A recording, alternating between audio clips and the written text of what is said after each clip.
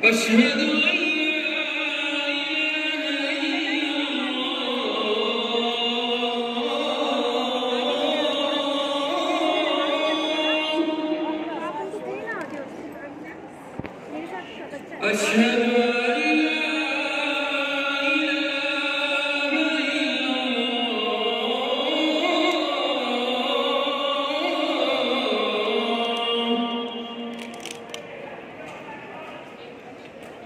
أشهد أن محمدا رسول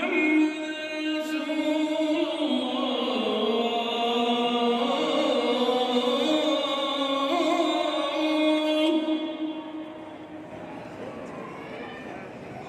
أشهد أن محمدا رسول الله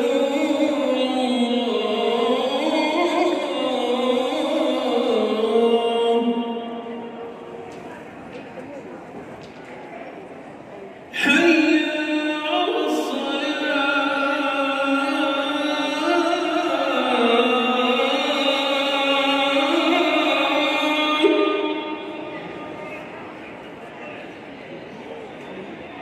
حي على الصلاة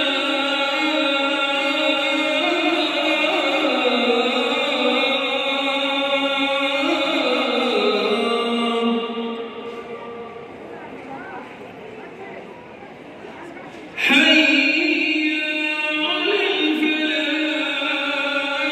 الفلاح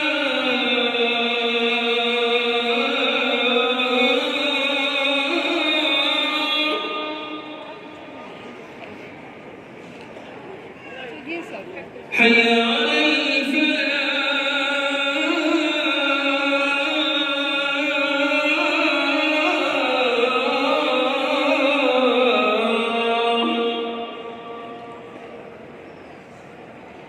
الله أكبر الله أكبر لا إله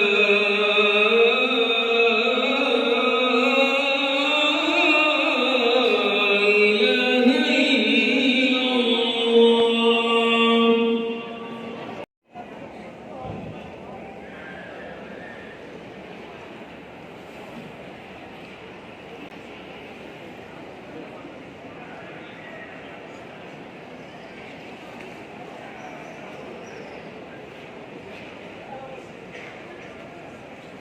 السلام علیکم، ویلکم بیک ٹو مائی چینل۔ امید کرتی ہوں آپ سب خیریت سے ہوں گے۔ تو آج کا ولاگ ہے لاسٹ ڈے ان مکہ۔ یہ مغرب کی اذان لاسٹ ولاگ میں آپ نے دیکھا، لاسٹ ولاگ میں میں نے عصر کی نماز ادا کی تھی۔ اس کے بعد میں اپنے روم میں چلی گئی غسل کرنے، فریش اپ ہونے، اور پھر کیونکہ اب میں نے تھرڈ عمرے کی نیت کے لیے مسجد عائشہ جانا ہے، جو آگے آپ دیکھیں گے۔ یہاں پہ پڑھتے ہیں مغرب کی نماز اور اس کے بعد چلتے ہیں ہوٹل میں، وہاں سے اپنا سامان اٹھائیں گے اور چلیں گے مسجد عائشہ۔ وہاں پہ ہر نماز کے ساتھ نماز جنازہ پڑھایا جاتا ہے۔ یہ وہ جگہ ہے جہاں پہ مولوی صاحب کھڑے ہوتے ہیں، اور یہ دیکھیں خوش قسمت لوگ ہوتے ہیں جن کی وہاں پہ نماز جنازہ پڑھائی جاتی ہے۔ میں نے بہت دعا کی، خیر اللہ کو جو منظور۔ اس کے بعد میں ہوٹل سے فریش اپ ہونے کے بعد میں نے لیا اپنا سامان لینے کے بعد میں چل پڑی مسجد عائشہ۔ وہاں پہ جا کے میں نے تھرڈ عمرے کی نیت کرنی تھی۔ اس وقت رات کا ٹائم تھا، میں نے آپ کو پہلے بھی بتایا کہ دن کا عمرہ تھوڑا سخت ہوتا ہے۔ اس وقت میں مسجد عائشہ جا رہی تھی تھرڈ عمرے کی نیت کرنے۔ راستے میں مجھے اتنا رونا آیا اور میں سارا راستہ روتی گئی، وہ اس لیے کیونکہ مجھے یہ سوچ کے بہت ہی رونا آیا کہ اللہ میاں یہ میرا آخری عمرہ ہے، پتہ نہیں اس کے بعد دوبارہ سعادت نصیب ہو یا نہ ہو۔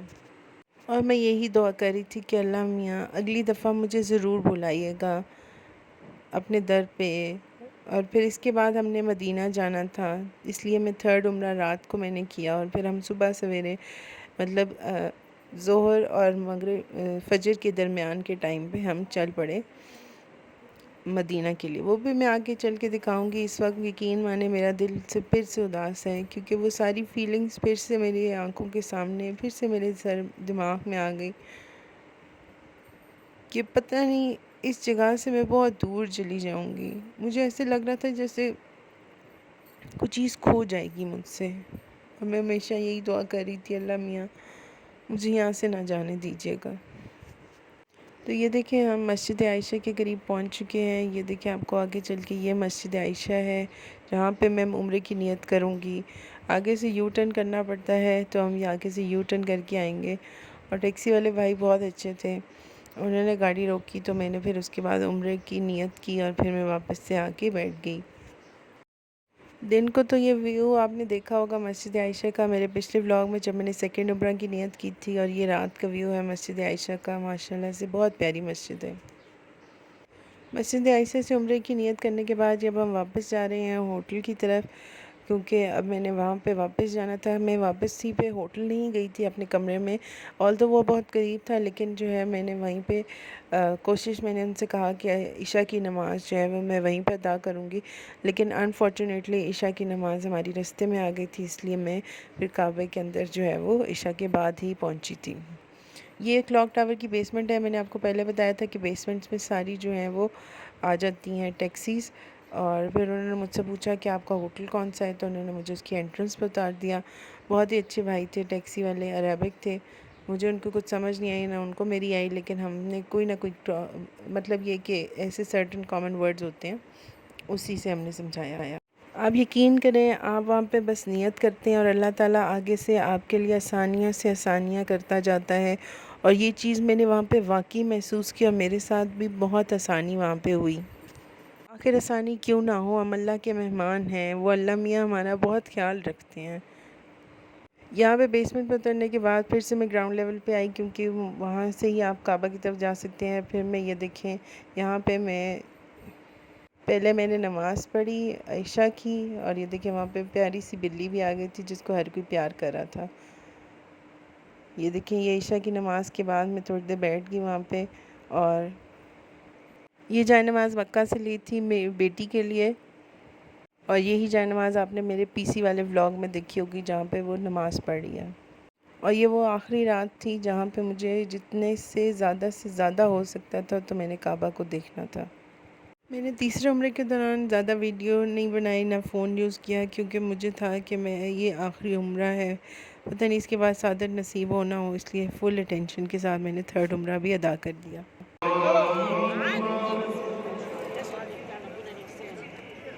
أشهد أن لا إله إلا الله،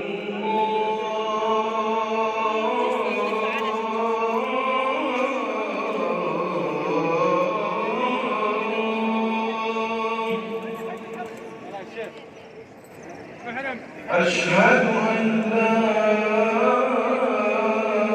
إله إلا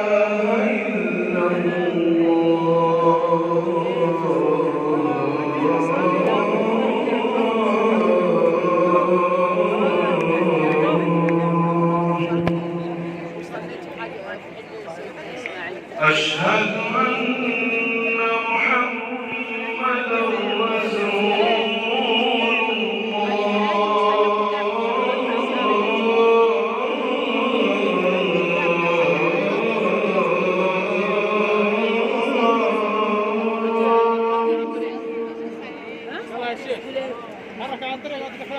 أشهد أن محمدا رسول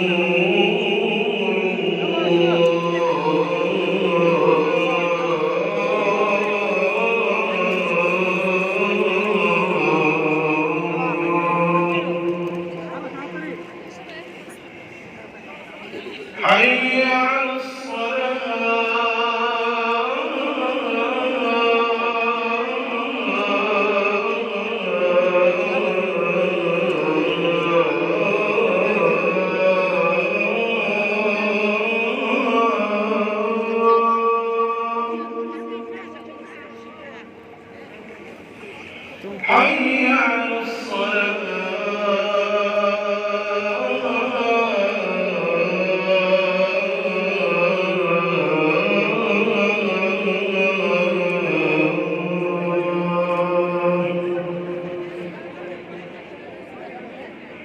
حي على حي على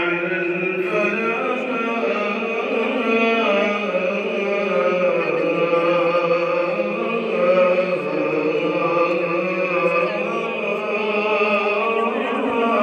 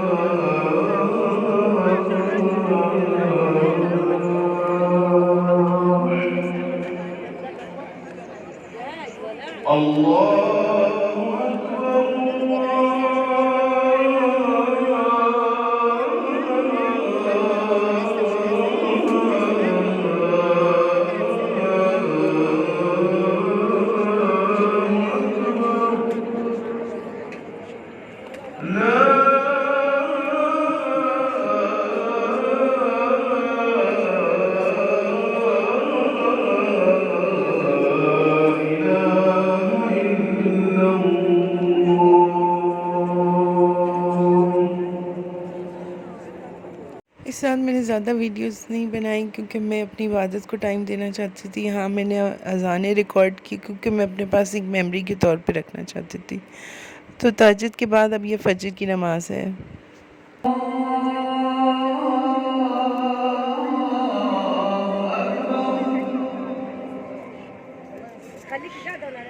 أشهد أن لا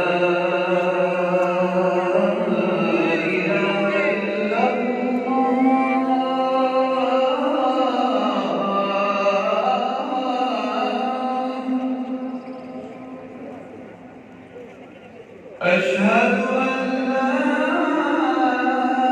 إله إلا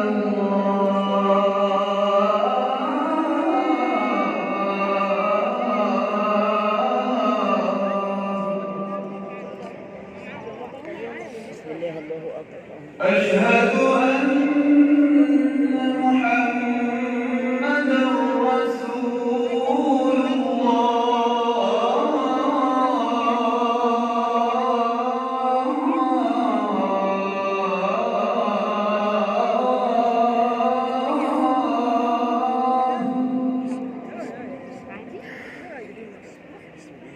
أشهد أن محمدا رسول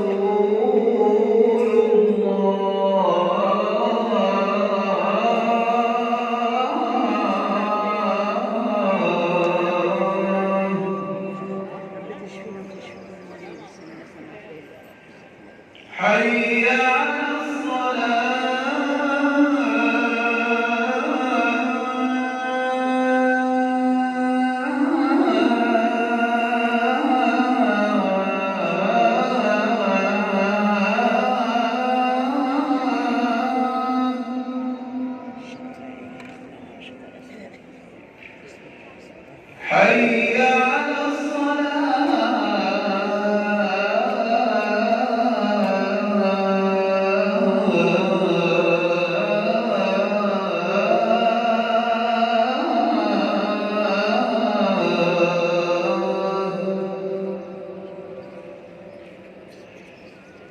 حي على حي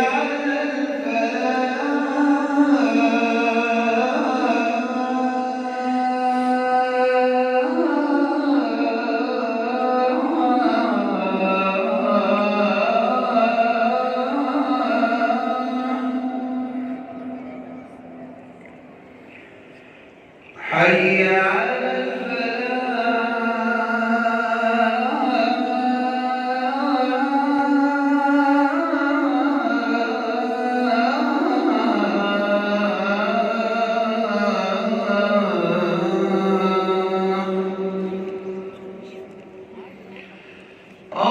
الصلاة خير من النوم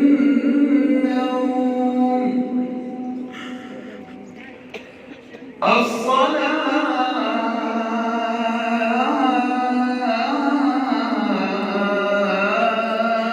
خير من النوم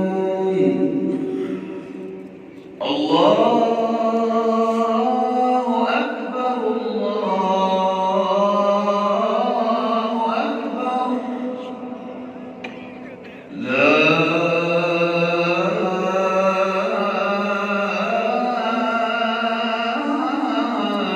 إله إلا الله.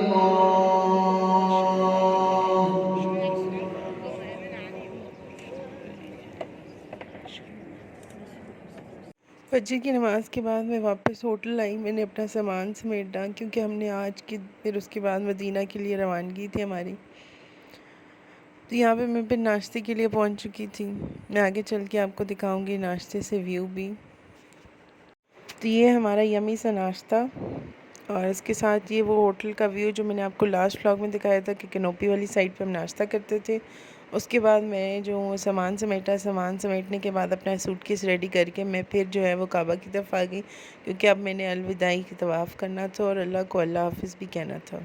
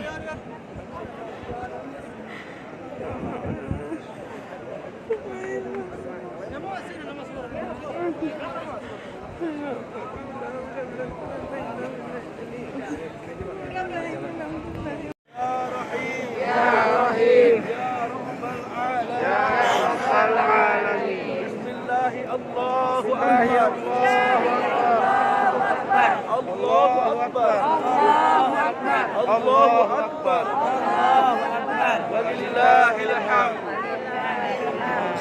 سبحان الله والحمد لله ولا إله إلا الله والله أكبر لا حول ولا طواف کے بعد میں نے یہاں بیٹھ کے شکرانے کی نفل ادا کی اور اللہ سے کہا کہ اللہ میاں مجھے دوبارہ ضرور بلائیے گا۔ یقین کریں آخری طواف پہ اور اس طرح بیٹھ کے میں نے ہر جگہ اللہ سے بہت دعائیں کی کہ اللہ میاں میرا دل نہیں کر رہا یہاں سے جانے کو، مجھے مت بھیجیں، مجھے روک لیں، کسی طریقے سے روک لیں۔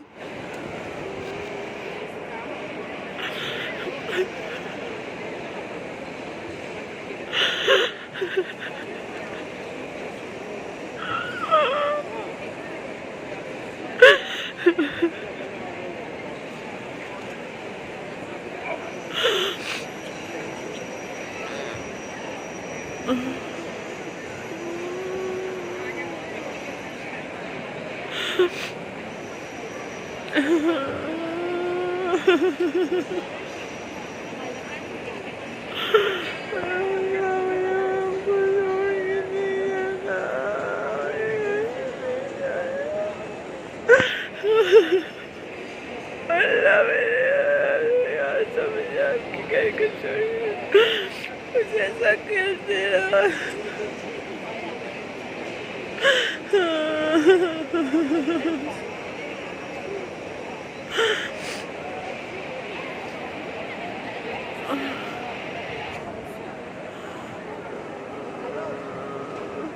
یہاں میں بیٹھ کے رو رہی تھی تو میرے پاس ایک عورت ہے، مجھے کہتی ہے صبرن صبرن امتی محمدی۔ اس کو لگا میں اس وجہ سے رو رہی ہوں کہ اپنے گناہوں کی بخشش مانگ رہی ہوں۔ وہ تو مانگ ہی رہی تھی لیکن میں اس وجہ سے نہیں رو رہی تھی، میں اللہ سے کہہ رہی تھی اللہ مجھے آپ کا گھر چھوڑ کے نہیں جانا، مجھے روک لے کسی نہ کسی طریقے سے۔ یہ وہ لمحہ ہوتا ہے نا جو میں بیان نہیں کر سکتی، اگر آپ گئے ہوں گے تو آپ کو محسوس ہوگا کہ آپ کو ایسے لگتا ہے کہ آپ کے دل سے کچھ لمحے ایسے لگتا ہے جیسے آپ کی جان نکلنے والی ہے، آپ کی روح نکل جائے گی اس جدائی سے۔ نہیں برداشت ہوتی، بالکل نہیں برداشت ہوتی۔ جتنے میں نے دن یہاں پہ گزارے تھے اتنے سکون کے دن تھے، اور اب میں یہاں سے جا رہی تھی اور میرے لیے یہ لمحہ بہت تکلیف دہ تھا۔ اتنی تکلیف میں نے کبھی برداشت نہیں کی، کبھی نہیں محسوس کی۔ یہاں سے سٹیئرز پہ چڑھتے ہیں تو آپ کو کعبہ نہیں نظر آتا، میں سٹیئرز پہ چڑھی، میں پھر واپس آئی کہ اللہ میں نے پھر سے نہیں جانا، مجھے روک لیں۔ یہ سٹیئرز بہت مشکل تھی، بہت تکلیف ہوئی، یہاں پہ چھوڑا جا رہا تھا، اور یہاں سے میں نے آخری بار کعبہ کو دیکھا۔ کہ روتے روتے میں واپس آئی کیونکہ ٹائم ہو گیا تھا جانے کا، میری فیملی میرا ویٹ کر رہی تھی، چاہ کے بھی میں وہاں نہیں روک سکتی تھی اپنے آپ کو۔